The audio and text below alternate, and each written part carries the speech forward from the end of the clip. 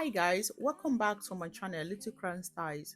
So this is the hairstyle I talked about in my previous video when I said I want to be styling my kids rubber band hairstyle just to increase the length of their hair.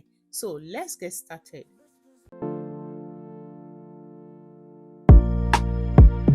One thing I don't always miss before I start styling my kids' hair is moisturizing. After I moisturize the hair, I comb it and I pack it for some minutes before I finally apply hair cream.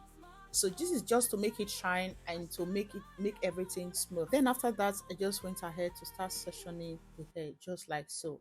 Follow my hands, guys. You know, I talked about this hairstyle in my previous video. I said I style a rubber band hairstyle for my kid, but I make it a bit stylish. So this is Victoria. Since I've already explained the benefit of using rubber band hairstyle for your kids' hair in my previous video, so I'm just going to allow you